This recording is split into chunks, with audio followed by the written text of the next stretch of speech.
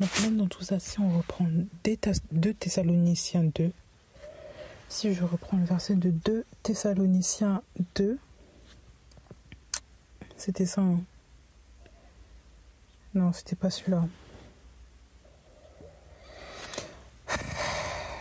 2 Thessaloniciens 2, c'était pas celui-là. Non, c'était 2 Pierre 2. On vous dit en fait que, je reprends par rapport à l'enseignement, parce que j'ai fait une coupure là, une coupure brève.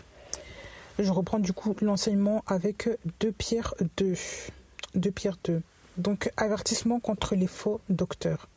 Mais il y a eu aussi des faux prophètes parmi le peuple, comme il y aura aussi parmi vous de faux docteurs, qui introduiront secrètement des sectes de perdition, reniant le Seigneur qui les a achetés, et amenant sur eux-mêmes une perdition soudaine. Et beaucoup suivront leur perdition, et à cause d'eux, la voix de la vérité sera blasphémée, et par cupidité ils trafiqueront de vous au moyen de paroles fabriquées, eux dont le jugement depuis longtemps n'est pas inactif, et dont la destruction ne sommeille pas.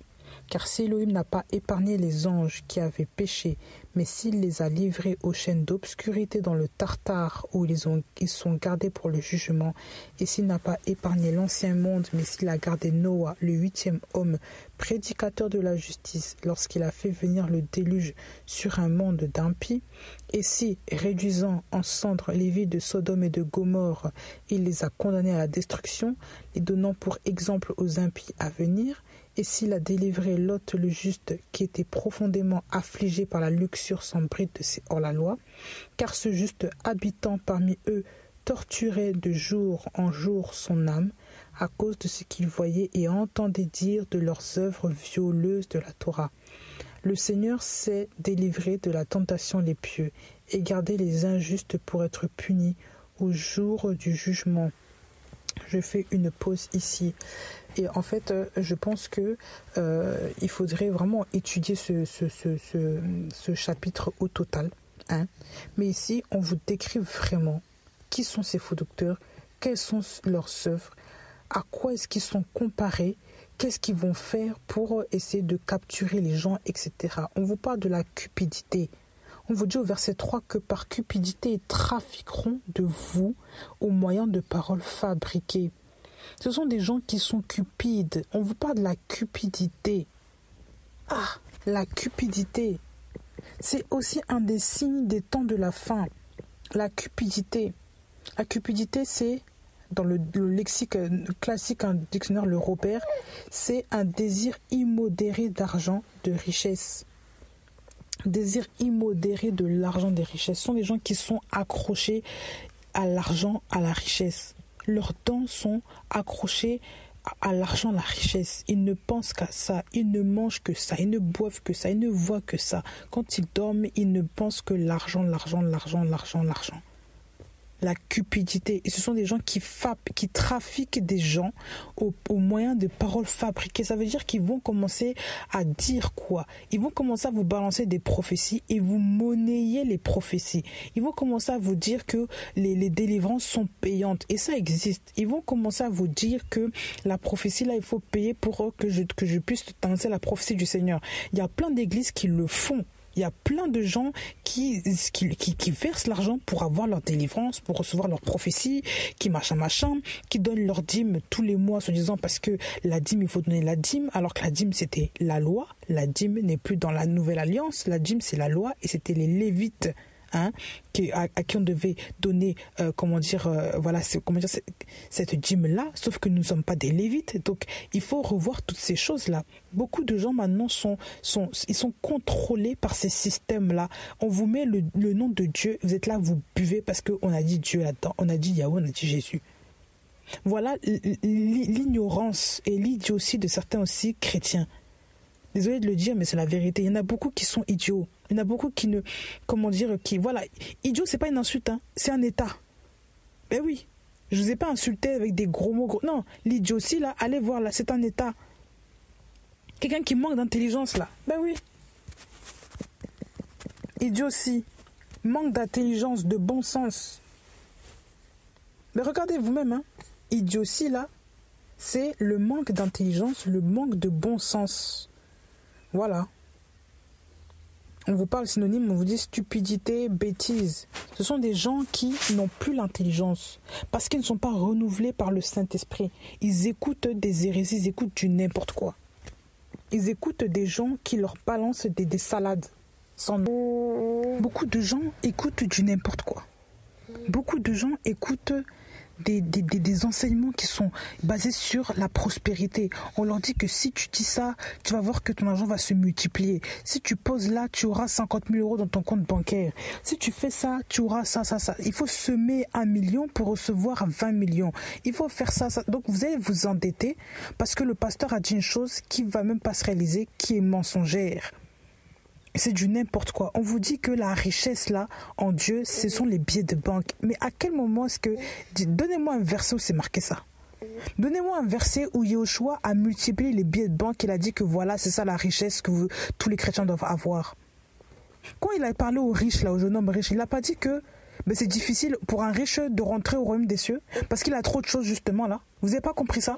Mais on lit quelle Bible? C'est ça le problème des chrétiens aujourd'hui. C'est qu'ils ne veulent pas lire la Bible, ils préfèrent se construire sur des pasteurs qui sont maintenant devenus des Jésus pour eux.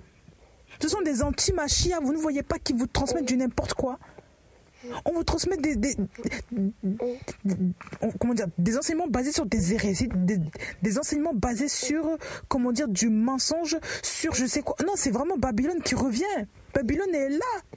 On vous transmet des choses qui ne sont pas vraies et vous écoutez ces choses.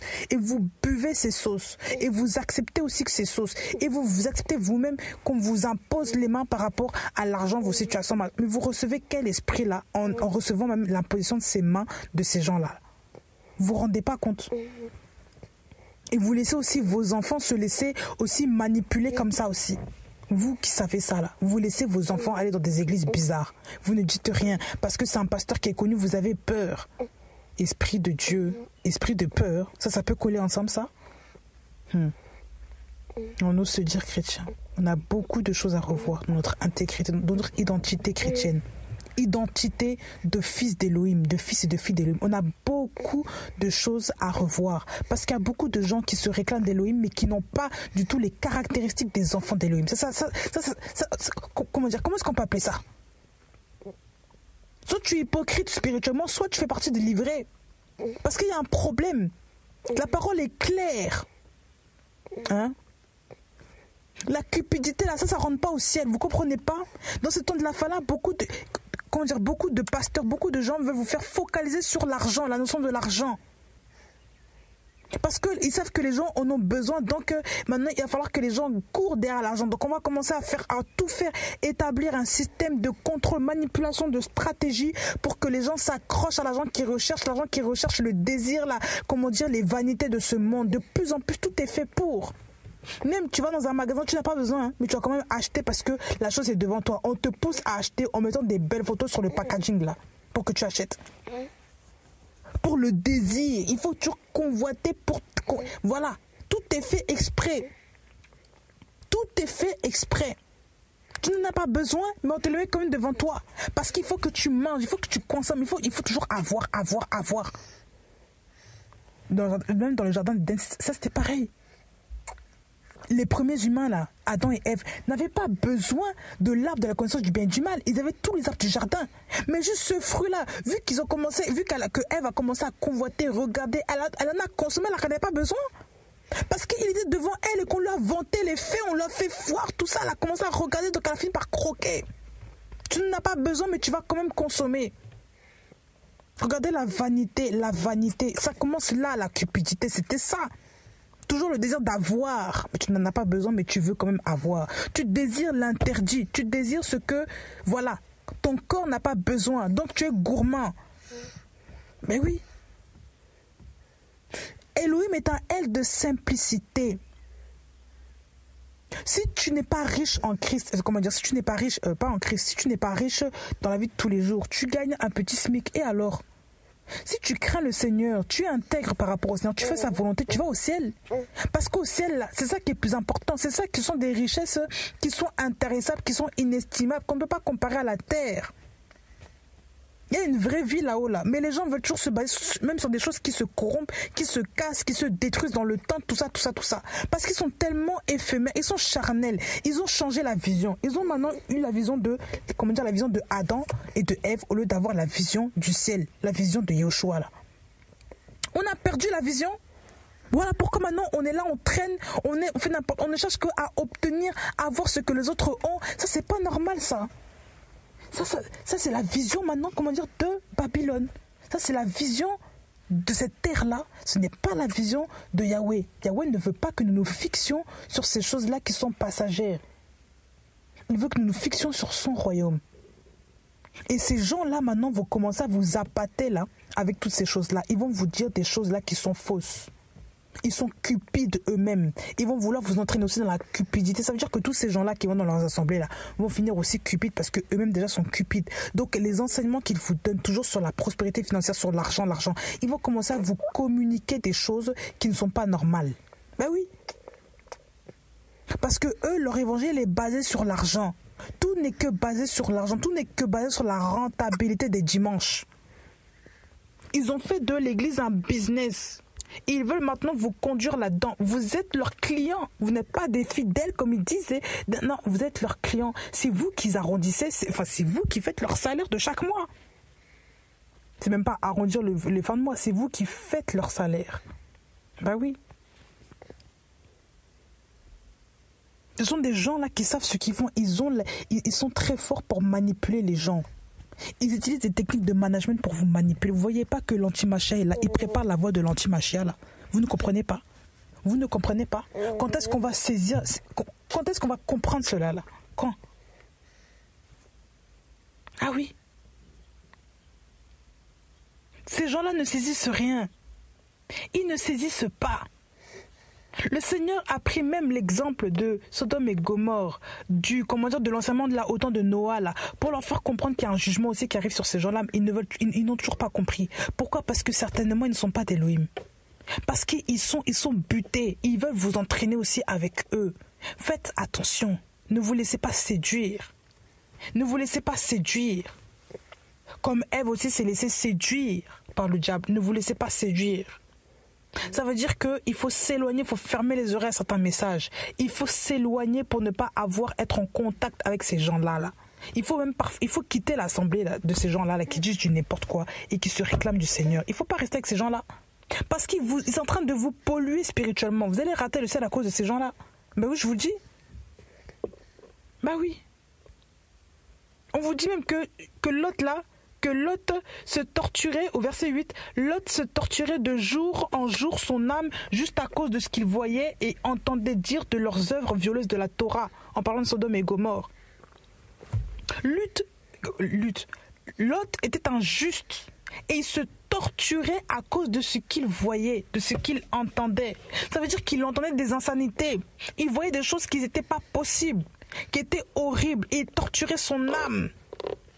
Parce qu'il voulait rester pieux, il voulait rester intègre. C'est pour ça que le Seigneur dit dans le verset 9, le Seigneur s'est délivré de la tentation les pieux et gardé les injustes pour être punis au jour du jugement. Donc on apprend ici que Lot était un homme pieux.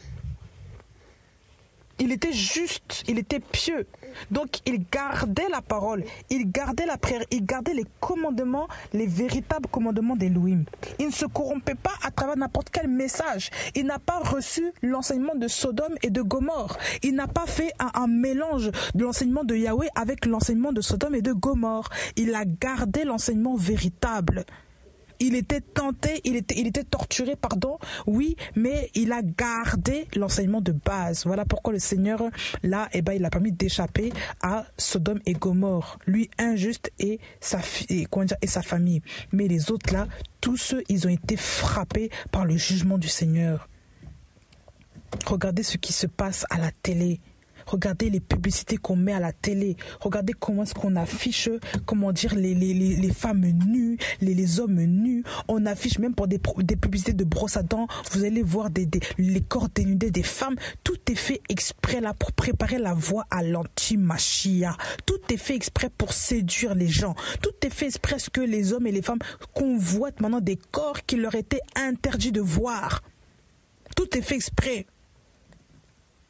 Et dans les pays là, dits civilisés là, hein, tout est fait exprès aussi pour la mode là, pour transmettre des modes dévergondés à tout le monde. La mode aussi est, comment dire, est fait exprès aussi pour permettre aussi la voix, comment dire, à l'antimachia.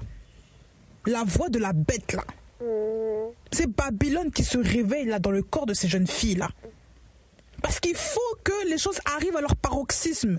Il faut que les choses atteignent vraiment leur maturité totale. Il faut que le péché atteigne vraiment une dimension, sa dimension la plus maximale pour que les choses, pour que l'accouchement arrive là. Les choses de la fin de tout là arrive. Ah oui. Regardez l'état du monde. Regardez l'état des familles, regardez l'état des couples, regardez l'état, tout ce qui éclate, les scandales, tout ça. Regardez tout ce qui se passe, regardez les horreurs. Vous voyez pas qu'on est sur le temps de la fin là? Les gens vont tellement en avoir marre qu'ils vont croire que le sauveur là maintenant c'est l'antimachia, alors que c'est un faux sauveur. Voilà, il n'est pas le vrai sauveur. Un faux sauveur qui va venir se disant pour mettre le gouvernement mondial, pour venir mettre un semblant de paix mondiale, un contrôle pour que tout le monde, voilà. Il n'y aura plus de guerre, tout ça. Mais ce n'est pas le vrai Machia. Mais les gens s'attendent à soi-disant ce Machia. Voilà pourquoi ils font de plus en plus de films sur les héros. Ils font de plus en plus de films sur, comment ils appellent ça là, les héros, machin, les super-héros, tout ça. Ils font de plus en plus de choses sur, un homme qui va sauver toute une planète, même des personnages mi-homme, mi-animal qui vont venir sauver des planètes. Parce qu'on est en train de préparer la bête. La bête est en train de venir. Ils sont en train de la préparer. Donc ils sont obligés, ils sont dans l'obligation de commencer à formater les humains à accepter cela. Ils sont en train de formater l'être humain à accepter la venue de la bête, la venue de l'antimachia. C'est pour ça qu'ils sont en train de faire multiplier le péché dans le corps des gens. Eh oui. Les francs-maçons, tout ça, les gens là qui dirigent le monde là, ils sont au service de l'antimachia, ils sont au service de Satan, c'est eux qui préparent sa venue. Parce qu'il faut encore captiver le plus de personnes. Mais nous qui sommes justes, nous sommes tentés de toutes parts. Ben oui, c'est pour ça qu'il faut tenir. On vous parle, hein, on vous dit que ce sont des gens qui vivent dans le luxe. Je vous passe les détails. Ils recevront la récompense dans la justice. Verset 13. Ils estiment le plaisir d'une vie de luxe en plein jour. Ce sont des taches et des souillures. Ils vivent dans le luxe et dans leur propre tromperie. Quand ils font des festins somptueux avec vous. Donc on dit qu'ils aiment le luxe. Ce sont des gens qui, au lieu d'aider ceux qui sont dans la galère, dans la misère, alors qu'il y aura plus en plus de misère dans le monde, parce qu'il y aura des guerres, il y aura des famines. Donc on apprend aussi que les guerres, ça entraîne la pauvreté, la famine, ça entraîne la pauvreté, les disettes, les problèmes économiques, tout ça, ça entraîne la pauvreté. Comme on le voit par exemple ici en France, beaucoup plus de gens sont pauvres, beaucoup plus de gens maintenant serrent la ceinture, beaucoup plus de gens n'arrivent plus à gérer leur fin de mois, beaucoup plus de gens sont au chômage, beaucoup plus de gens n'arrivent plus à payer quoi que ce soit. Je parle des vraies personnes, pas des gens qui gagnent 4 000 € par mois, qui n'arrivent toujours pas à gérer leur argent. Je parle des personnes qui ont vraiment des difficultés. Beaucoup plus de gens sont dans ce cas-là. Et encore en France, on n'est pas malaisé. Si on va dans d'autres pays, là, c'est catastrophique. Et rien qu'en Europe, déjà, c'est très compliqué. Ben oui, il faut se dire la vérité. Voilà. Donc ce sont les gens là qui vont aimer vivre dans le luxe et qui vont laisser tous les pauvres là dans le bourbier. Ils vont les voir, ils vont ne rien faire. Regardez même le train de vie des stars. Ben oui. Et ces faux prophètes là font ça aussi. Ces faux docteurs, ces faux enseignants là. Ils font ça aussi. Regardez même quand on voit même sur internet. Quand on voit même des chantres soi-disant qui chantent là, qui prêchent tout ça. Mais regardez comment ils sont habillés. Alors qu'elles vivent dans des pays africains où il y a la guerre, où voilà, elles vivent en Afrique, mais regardez comment elles sont habillées, regardez ce qu'elles dépensent, regardez comment elles font payer leurs concerts, regardez comment ils sont sapés, regardez leur maison par rapport aux gens qui vivent autour d'eux. Vous allez comprendre qu'ils ne sont pas modestes. Vous allez comprendre qu'ils ne pensent qu'à eux. Vous allez comprendre que l'argent là qu'on leur verse tous les dimanches là, ça sert aussi à leur ego. Voilà. Vous croyez qu'ils travaillent plus que tout le monde là? Souvent c'est des gens qui ne travaillent même pas.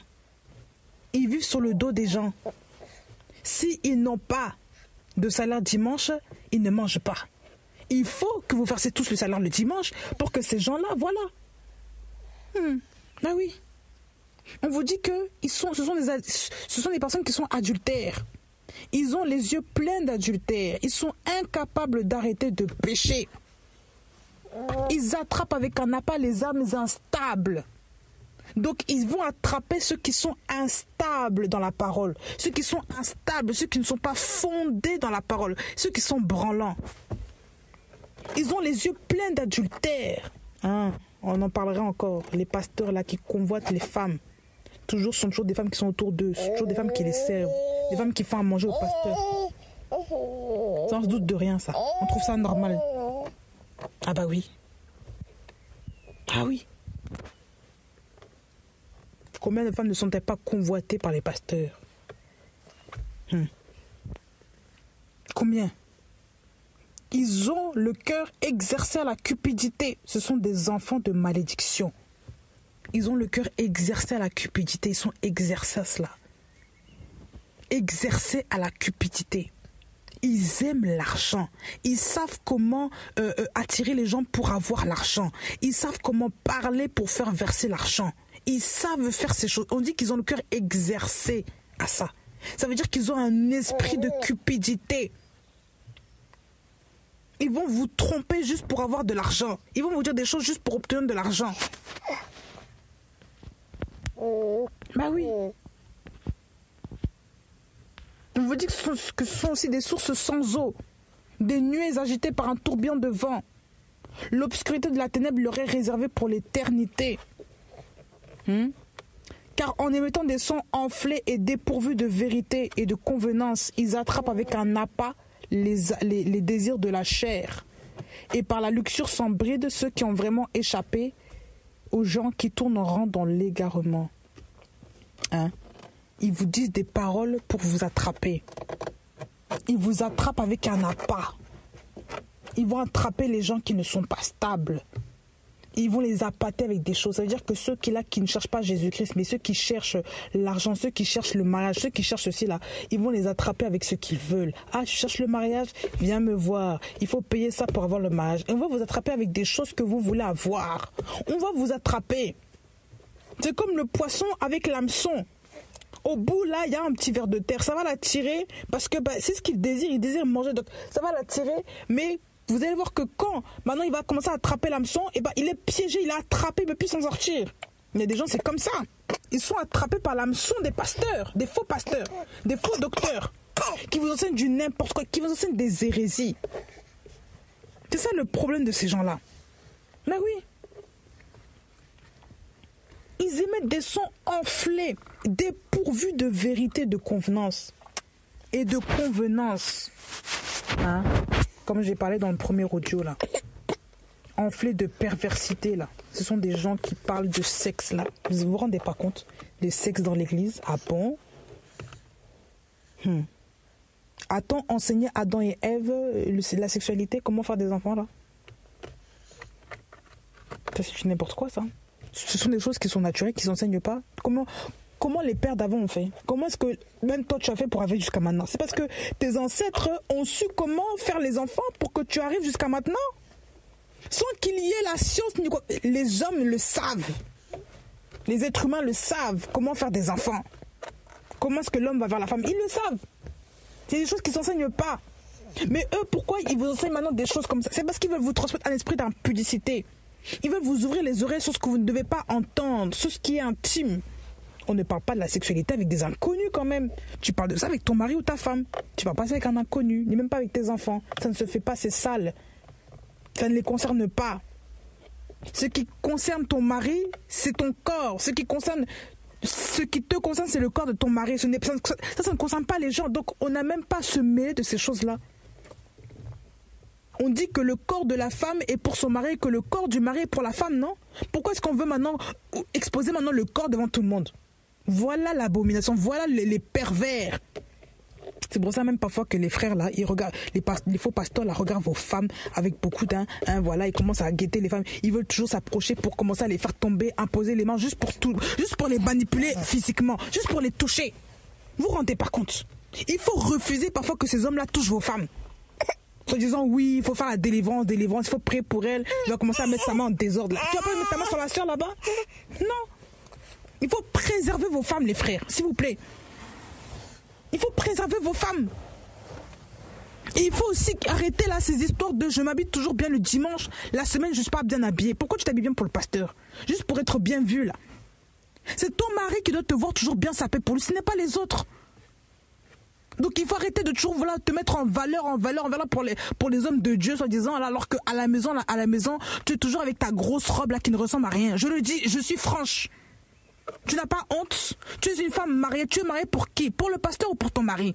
Alors qu'est-ce que tu vas vouloir toujours crâner devant les gens comme quoi tu es belle le dimanche? C'est ton mari qui doit te voir dans ta beauté, même dans ta splendeur, même de tous les jours. Ce ne sont pas les autres. Donc arrêtez-moi ça là. Toujours oui, le dimanche tu vois les grosses tenues des femmes. Honnêtement là. Les chapeaux dans tous les sens, les couleurs, les talons qui ne finissent pas. Mais tu t'habilles pour qui? Pour le Seigneur? Le Seigneur, il te voit tous les jours. Ça veut dire que tous les jours, il faut s'habiller aussi comme ça, tous les jours, pour le Seigneur. Et non pas un jour sur 2, un jour sur 10, un jour, une fois par semaine, tous les dimanches. Non, c'est tous les jours que tu dois t'habiller comme ça. Tu vas voir comment c'est épuisant de mettre toujours tes talons là.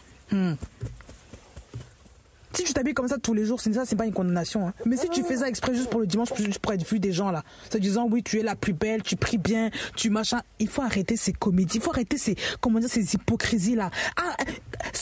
Arrêtez ça, soyez normal. Soyez de vraies personnes, arrêtez de jouer un rôle. Et ma soeur, toi, habille-toi, maquille-toi pour ton mari, pour ton chéri là. Arrête de vouloir commencer à attirer les autres frères. Tu es marié, laisse les autres tranquilles. Tu fais ça pourquoi? Tu te déranges les hommes comme ça. Comment dire ça? Je sais pas. Ça, c'est pas normal. Tu es la femme de quelqu'un. Tu n'as pas à te pomponner pour les autres. Tu dois d'abord te faire belle pour ton mari. Pour Yahweh lui-même. Pour ton mari, pour toi-même aussi. Ce n'est pas d'abord, je sais pas quoi, pour les autres là qui doivent te voir toujours dehors. Présentable, belle, bien coiffée, maquillée, machin. Tous les phares là qui sortent là. Honnêtement, regardez les chrétiens d'aujourd'hui. C'est du n'importe quoi. Soyez simple, soyez simple. Vous voulez faire concours de quoi là? Mannequinat, concours de beauté? Hein? Voilà l'orgueil. Voilà Babylone. Voilà Babylone. Voilà l'orgueil. Toujours belle pour les autres, jamais pour son mari. Voilà les femmes aussi possédées là, dévergondées. Il faut le dire. Vous avez des problèmes. L'esprit du Seigneur qui est en toi là, il ne t'a pas éduqué d'abord à être belle chez toi. Il faut toujours que tu sois belle d'abord, toujours pour les autres. Tu ne vas pas dire qu'il y a un problème. Tu vas attirer quoi pour qui? Tu vas attirer qui pour quoi, pardon? Il y a un problème. Vous avez un problème d'intégrité, il faut le dire. Il faut le dire. Vous êtes happé par quoi? Il faut être intègre. Il faut être intègre. L'intégrité, c'est très important. Voilà, l'intégrité, c'est très important. On vous dit, hein, ils leur promettent la liberté, étant eux-mêmes esclaves de la corruption, car on devient esclave de celui par qui on est vaincu. Ils leur promettent la liberté. Donc ces gens-là promettent la liberté aux femmes, aux hommes dans leur assemblée, alors qu'eux-mêmes sont des esclaves de la corruption. Mais honnêtement, vous ne voyez pas qu'ils vous mentent? Beaucoup de pasteurs mentent aux gens. Ils leur disent certaines choses qui n'existent même pas, qui ne verront jamais, qui ne sont même pas écrits dans la parole, et vous suivez des gens comme ça. Si parfois ils vous disent quelque chose que genre vous ne regardez pas, il faut demander toujours les versets. Où est-ce que c'est marqué ça? Montre-moi le verset où c'est marqué. Oui, mais tu vois, ça voulait dire... Non. C'est marqué où? Il faut comprendre la révélation. Non, la révélation, ça c'est déjà dans la parole. La révélation, tout est marqué de manière claire. Il n'y a pas à commencer à dire, oui, voilà, il faut comprendre ça comme ça. Non. La révélation, tout est marqué dans la parole. Tout est marqué dans la parole. On n'a pas à inventer maintenant des versets. Donc montre-moi le verset que tu dis là qu'il faut faire ça. Il faut poser parfois la question à ces pasteurs-là. Vous allez les coincer, vous allez voir. Moi, comme ça, vous chasser là. Bah oui.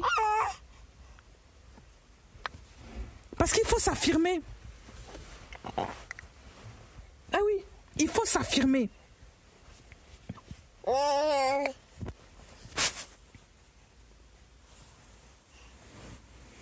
Ah bah oui. Car si après avoir échappé aux souillures du monde, par la connaissance précise et correcte du Seigneur et Sauveur Yahushua Mashiach, ils s'y empêtrent de nouveau et sont vaincus par elle, leur dernière condition est pire que la première. Donc on vous dit que ces hommes-là, s'ils ont échappé aux souillures et qu'ils s'y empêtrent de nouveau et sont vaincus par elle, leur dernière condition est pire que la première. Voilà pourquoi il y a beaucoup d'esprits impurs dans les églises. Voilà pourquoi il y a des chrétiens qui sont très méchants. Il faut le dire, des faux chrétiens. Voilà pourquoi souvent on trouve toute espèce de gens bizarres dans les assemblées, des violeurs, des pédophiles, des machins, des trucs comme ça. Parce que ce sont des gens qui ont entendu la vérité. Ils les ont abandonnés. Maintenant ils sont revenus, ils sont retournés dans le monde. Donc ils ont commencé à attirer des cohortes de démons terribles. Ouais, ils ont chassé les esprits, maintenant ils sont revenus plus forts maintenant. Voilà pourquoi ça fait tellement de dégâts. Ah bah oui. Voilà pourquoi ça fait tellement de dégâts. Parce qu'on n'a pas saisi là. On n'a pas saisi. Tout simplement.